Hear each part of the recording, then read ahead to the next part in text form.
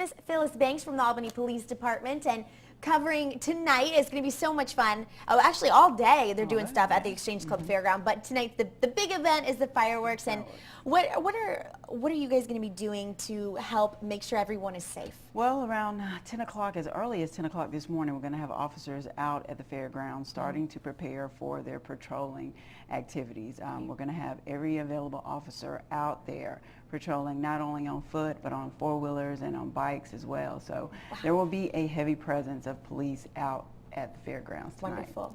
Now, talking about DUI laws, curfew, these are all things people do need to keep in mind, not just tonight but always, but tonight especially when people tend to be more willing to break these rules. That's right. The goal tonight is to increase compliance regarding those laws.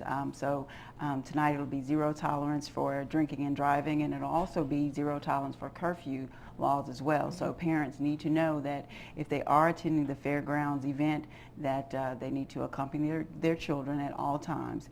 Go with the child and also leave with the child, because at 11 o'clock the curfew does start. So we encourage parents, families to enjoy the festivities together, and parents, do not drop your children off and not pick them up in a timely manner. What are some things that us going out to the fairgrounds that we can keep in mind to protect ourselves? It is a large event, and there'll be a large number of people out there, so you're encouraged and to keep in mind safety. Once you go out there and you park your car, make sure your car is locked, to make sure you don't have any valuables in plain view. Also, when you're walking around, make sure you're aware of your surroundings. Not only your surroundings, but anybody that may be around you. A lot of people in technology, high technology today, you're carrying your cell phones, you may have your iPad out. Make sure you're using those things properly, and put them away if you're not using them, because those are easy items that people can snatch away from your hand. Very much so. When people are celebrating at their homes, if they have chosen to stay home, and what are some things to keep in mind for fireworks safety and firework laws? The main thing is to monitor your children as well. If you have children and they're using sparklers and things like that, because we don't want children to be burned. Exactly. The other thing is that it is illegal to have explosive type fireworks. So that's why we encourage people to go out to the fairgrounds and attend fireworks festivities, because it's a more safe way to partake in fireworks.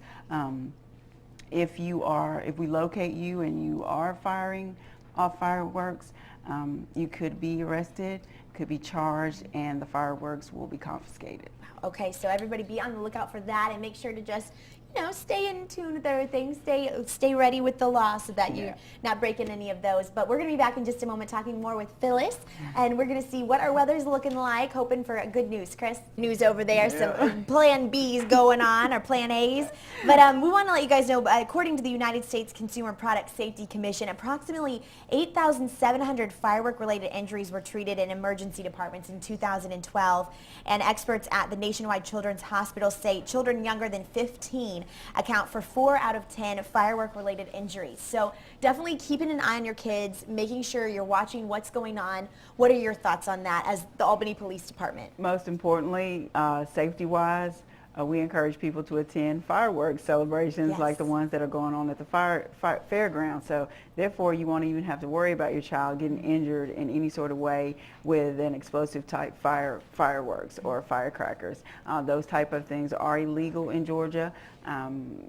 You can pretty much stay safe with a sparkler with your child, but make sure you're monitoring the child with a sparkler as well. Exactly. And they had some stats too on the sparklers, is that people do think that they're safe, but they can actually reach temperatures of 1,800 degrees and ignite your clothing. So again, it's good just to monitor the child, and don't leave them unattended with a sparkler, and make sure you have some water next close by in case something does happen. Very good. Yeah. And the Albany Police Department really wants to make sure that everyone is feeling and is safe tonight during all the different celebrations going on. And what are some of the things that you all are doing to help with that? Number one, we're preparing and have been preparing for the fairgrounds activities for tonight.